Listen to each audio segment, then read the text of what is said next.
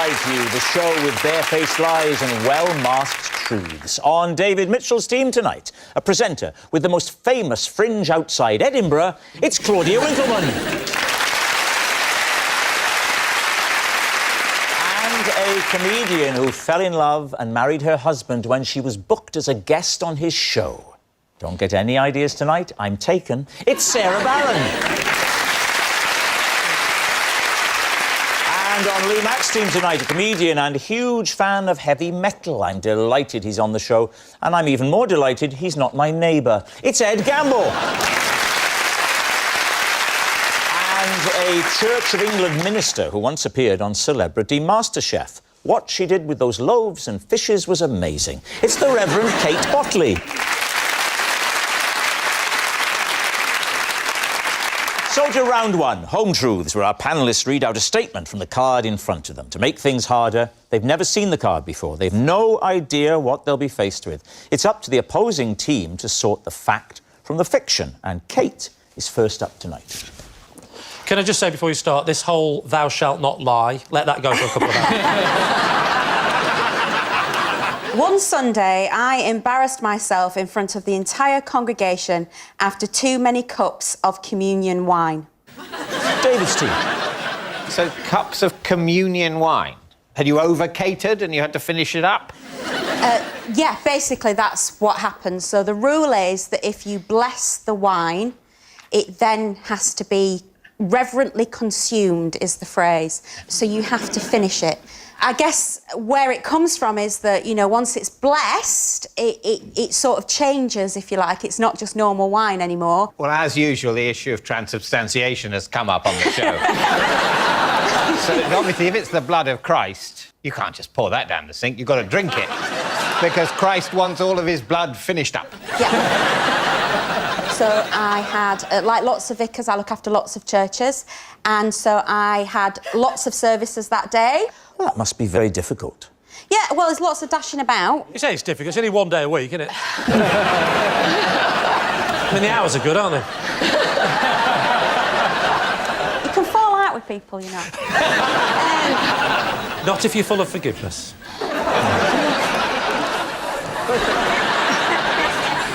So how many have you got under you? Well, at that point, I had 3 churches that I looked after, and so I had an 8 o'clock service, a 9:30 service and an 11 o'clock service.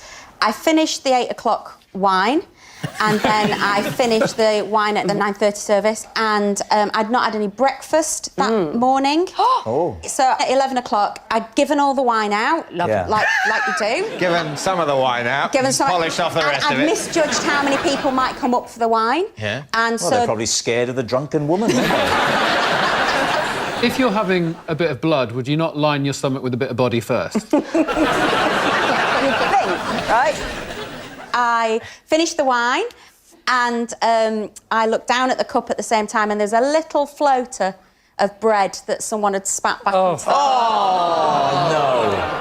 and that sort of made me feel a bit queasy, and so I excused myself at that point, and I went to the church loo. Oh. And so I was unwell. Oh, no. Yeah. OK. Into the loo. But you didn't embarrass yourself. You go off, you come back. Divine. Oh, yes? Where is the embarrassment? In the eyes of God! I got to the loo, and I had my microphone still turned on.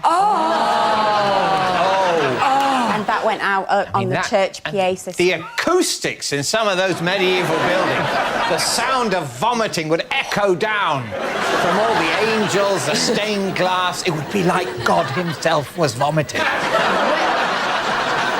I'm wondering if, like, afterwards, did any of your congregation have a nickname for you or make fun of you, like, in subsequent weeks?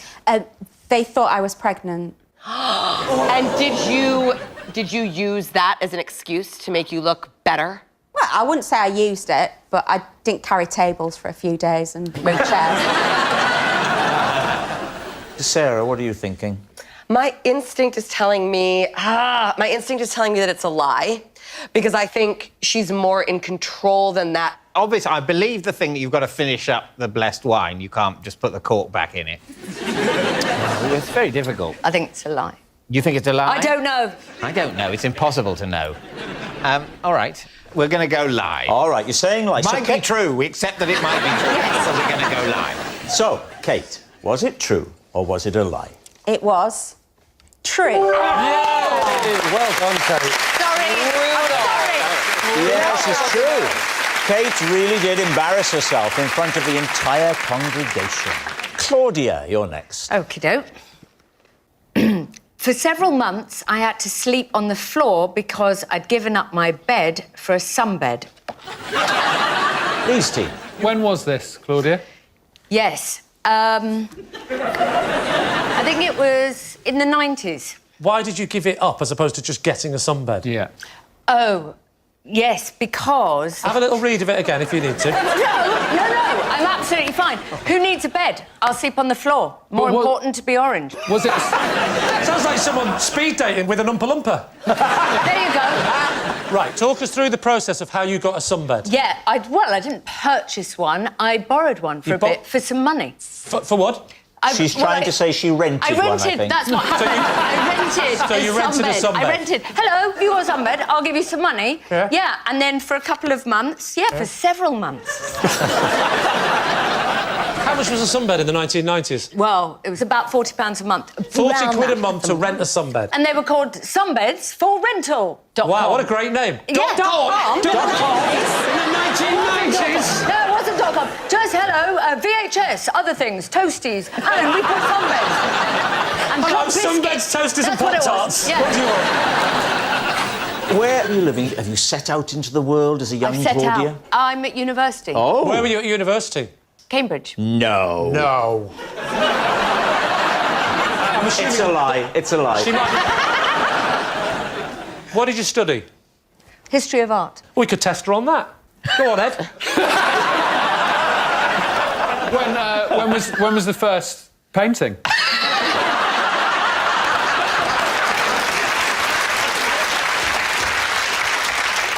So where was this room? Was it in a campus block? No, it was in a road.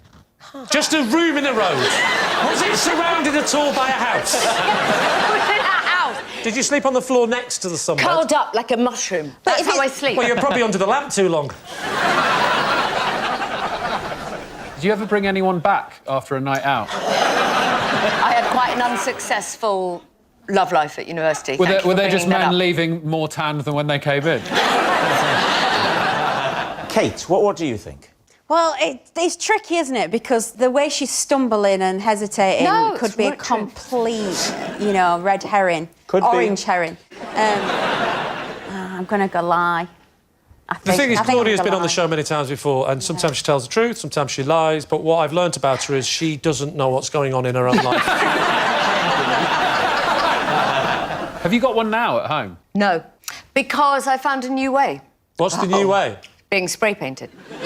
Once a week, twice a week during Strictly. I had a spray tan once. You had a spray tan? Yeah, when we did the trip to Greece, they wanted us to look a little bit tan before we went. So a girl came round to my house, set up what looked like a crime scene tent in the there you go. in her living room, put paper pants on me, and went... She actually put them on you? Well,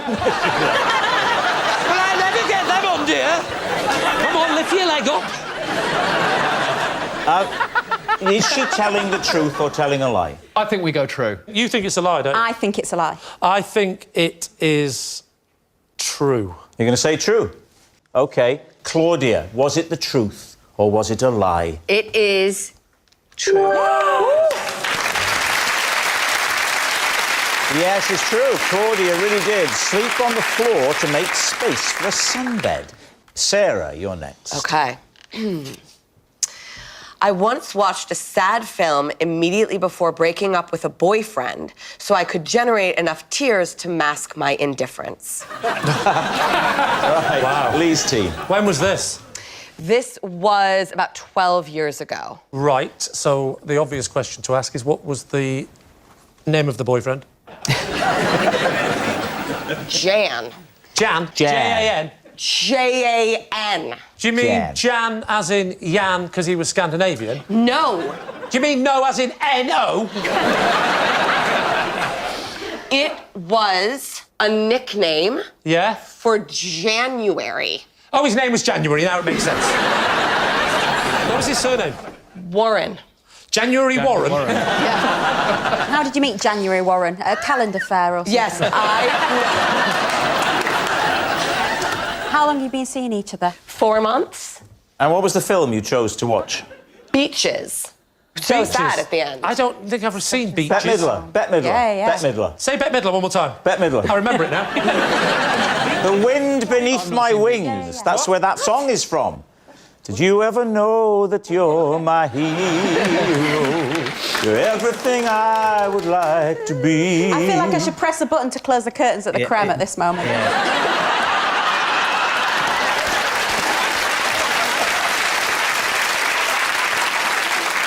Sarah, I'm going to be January Warren. And we're going to recreate it, OK? Okay. You ready? Yeah. Hey, Sarah, how you doing, honey? I just gotta tell you, I've never been as happy in a relationship as I am with you. Honey, you look a little upset. What's the matter, sweetie? Honey, is something wrong? You want some fun time? Make it right?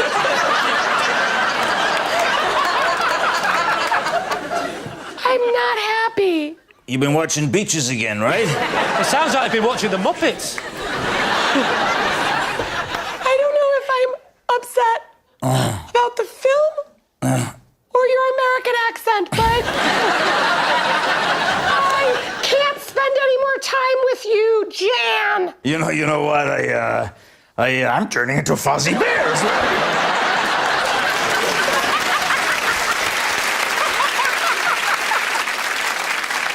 Let me ask you this. Yeah. Did you watch Beaches with him? Yeah. You sat with him to watch it, and the plan was that's always to devious. finish by the end of the film. I thought, I know I'll cry if I watch Beaches, and that he would be, like, less angry because I was already crying. So how did January react? He was sad. Well, he'd been watching Beaches as well. So he's in a terrible mood. He was sad, but he told me that he understood. What do you think, Kate? I think that I would choose Beaches to make me cry. I think that's plausible. I think 'cause it's a really sad film. Ed, what are you thinking? I think it's true. The 100% true. I'm going to go 70% lie. Right, well, I'm going to commit even further. I'm going to say 50% true. It's a lie. You're saying it's a lie? Of course it's a lie. OK, Sarah, truth or lie? A lie! It's a lie. Sarah didn't watch a sad film just before a breakup. No. Our next round is called This Is My, where we bring on a mystery guest who has a close connection to one of our panellists. Now, this week, each of Lee's team will claim it's them that has the genuine connection to the guest. It's up to David's team to spot who's telling the truth. So please welcome this week's special guest, John.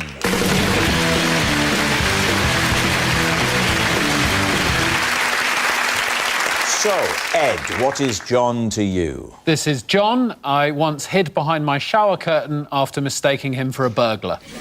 Ed's mistaken miscreant. Kate, how do you know John? This is John. He gave me the best day of my life at the National Funeral Exhibition. Kate's morbid mate. And Lee, what is your relationship with John? This is John. He recently named his baby Lee after I helped him deliver it in a local library.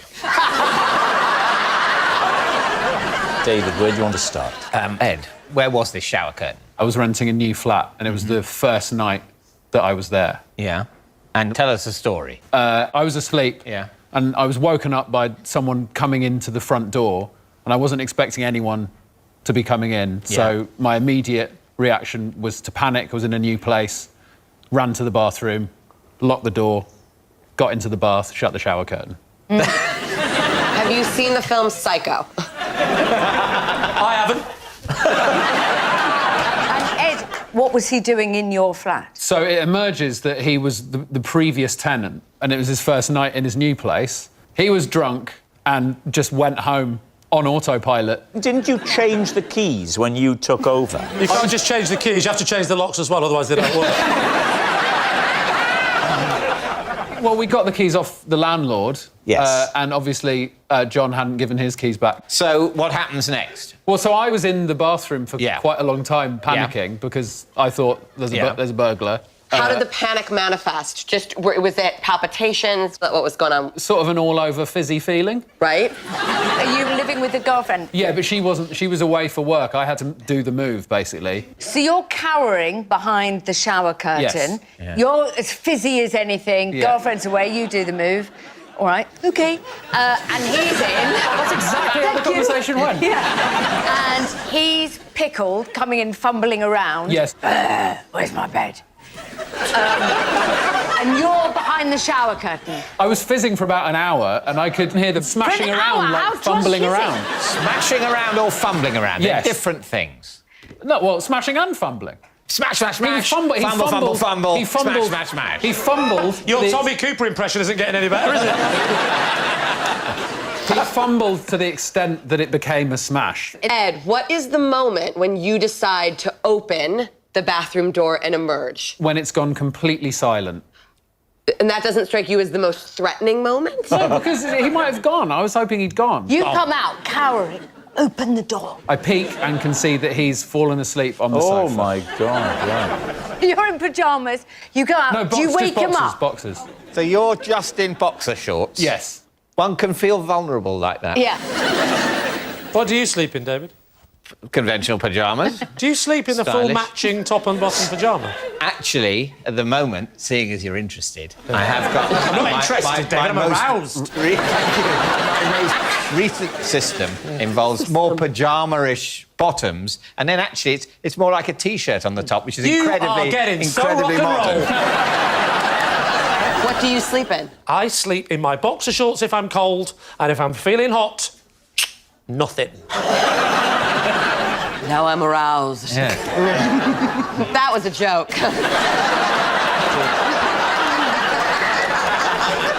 So you're in a Lee Mack-style nocturnal outfit. Yeah, but the cold version. Yeah. And I gently approach. I did have a small vase in one hand just in case it turned rough. Had you taken that into the bathroom, or did you pick it up? On the way. Right, OK. Off the little table. Yeah. So you'd unpacked the flat in one day, girlfriend away, and No. thought the little vase would look lovely here. Well, I'd not fully unpacked, but I'd unpacked the knick-knack box and the little vase was at the top of it. Knick-knacks first, necessities later. Yeah. We're not animals. I don't need my clothes, but I tell you what we do need is a tiny little trinket area. All right, look, you're there in your boxers, you got your knickknacks out. What happens next? I gently shook him by the shoulder, gently woke him up, and he was a bit confused, to be honest, but once he realised what he'd done, he was very, very embarrassed. So what had he been doing for all that fumbling and smashing? Well, I think he was trying to make himself a snack. Did you see evidence of what sort of snack it was? Well, the cupboards were empty. He'd made himself a lovely knick-knack sandwich. So, David, who would you like to quiz next? Kate, so what is the National Funeral Exhibition? It's like the trade show. So it's not a permanent thing. It happens once a year, like a sort of conference, like the motor show, that kind of It's thing. like the ideal home exhibition, the ideal death exhibition. I like to call it the hearse of the year show. Anyway, a friend of mine who is also a vicar had been to it before and said, you should go to this. And so John took me along because John is my local funeral director. And why was it so fantastic? There was lots of things to try out. Could you get in a coffin? You could get in a coffin and you could have the lid put on. Did you give it a try, Kate? I did get in a coffin and had a little try in one. No. Yep. Well, I'm never going to know what it feels like, You will really, one day. am I? You will one day. I couldn't do that. Could You do won't that? one day, Rob. Well, I think when we die... We're alive. We're still alive. You're a very spiritual person, aren't you, Rob? Yeah. Apart from these coffins, what else was on display? I had to go on a grave digging machine. That was a lot of fun. With A grave digging machine? I was going to say, is that just a spade? So, are you friends? Yep, he picked me up in his car. We went round the exhibition. He was shopping for some things. He had some things that he needed to buy. What did he need to buy?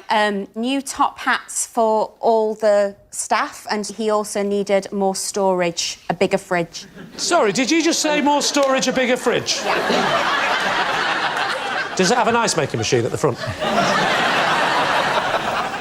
How many times in a week do you guys speak to each other? Oh, only when we've got work. So it depends what the rate of... Once again, the subject of the local death rate has come up on the show. All right. Now then, what about Lee? Just remind us what you said, Lee. This is John. He named his baby Lee because I recently helped him deliver it in my local library. OK, so what were Sorry, you... we haven't got time for any more questions. What were you doing in a library? How dare you? I'd gone to borrow a book. It's a library. And John is there with his wife. Well, yes, he didn't give birth to the baby. And she's that pregnant. Yeah. She was on the floor screaming. And the library. I said, are you all right? And she said, yeah, I'm really overdue. I said, don't panic, the fines aren't that big here. When was this? Oh, this was like this morning. No, it wasn't this morning. It was about 3 months ago. OK, so you were in the library 3 months ago. Correct. During the lockdown, when all the libraries are closed. I might be wrong with my timings, but it was just... Feb. It was the first time the library had opened after lockdown, because that's why it was so quiet. I was first in there. You were first in when the library reopened. So did I say library? Sorry, Yeah. I meant Weatherspoons. I was one of the first in, and I was in there with my mask, and he thought I was a nurse, and...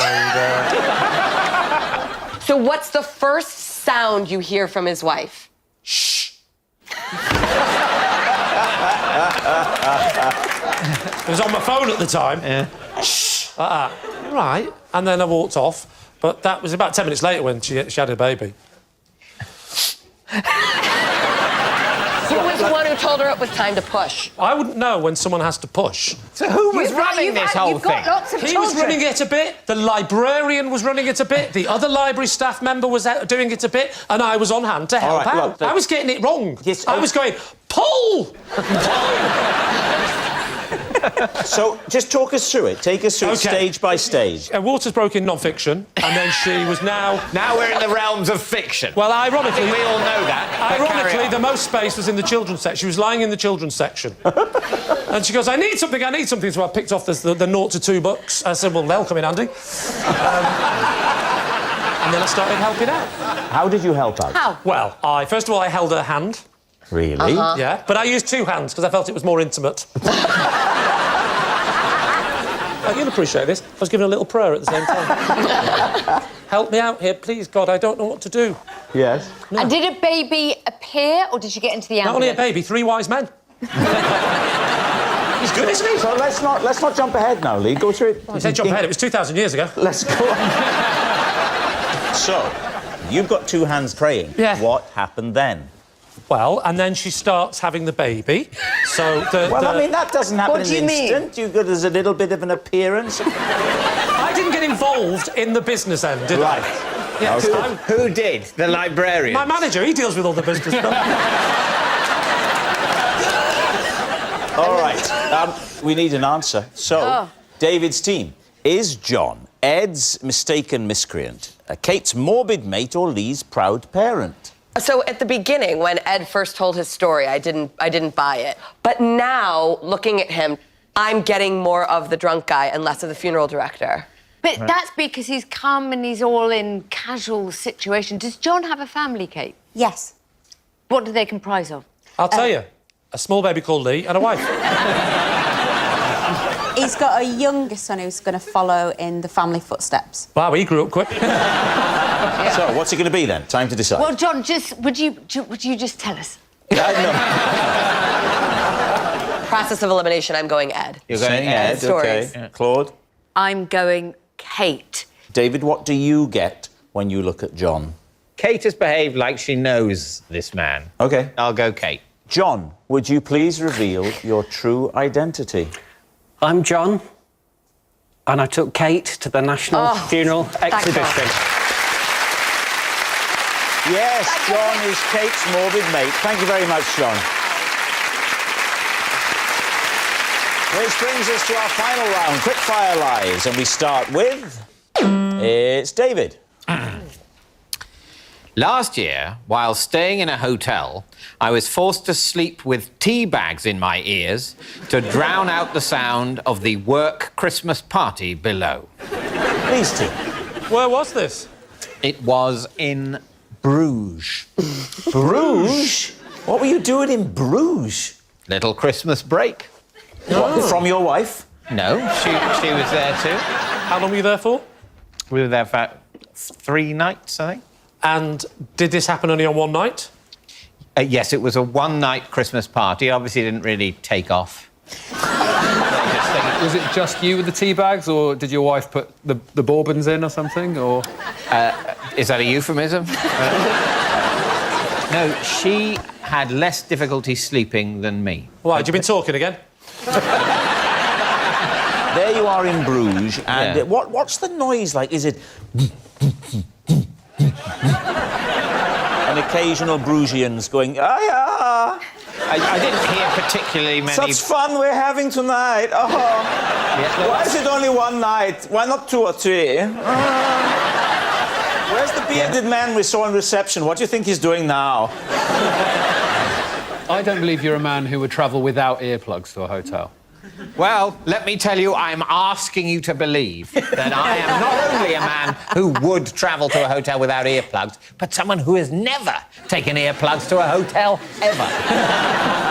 So now look, before you Yeah. put these tea bags into your ears, Yeah. did you try anything else? Yes, I tried getting to sleep normally. Was it a regular square tea bag or one of those pyramid-shaped ones? It was a round one. Oh, a round one? Yes. So you'd have had to scrunch it up and put it in your ear? Yeah. I kind of thinking it would have worked better if it had been a bit damp. Yes. Yeah. Was it a bit damp? No. You put it in dry? Yes. I'm not sure. Did it? You've got to be careful. Things can be taken out of context. I mean, that would be awful if the neighbours were listening to you in the hotel room and Victoria's going, I wouldn't put that in if it's so dry.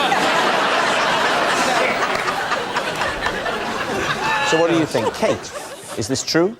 I think if he was going to put anything in his ears to stop the noise, it would have been rolled up loo roll.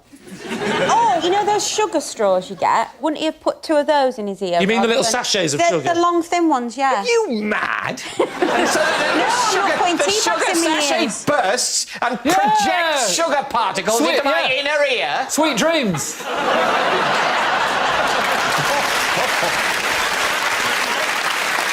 What are you going to say, Lee? Truth or lie? Lie. Lie. It's a lie, 100%. OK, Say saying lie. it's a lie. David, is it a lie or was it the truth? It is a lie. Yes, it's a lie. David didn't sleep with tea bags in his ears. Well, that noise signal's time is up. It's the end of the show, and I can reveal that David's team have 1 point, Lee's team have 4 points. Yes. Well done. Thanks for watching. We'll see you next time. Good night.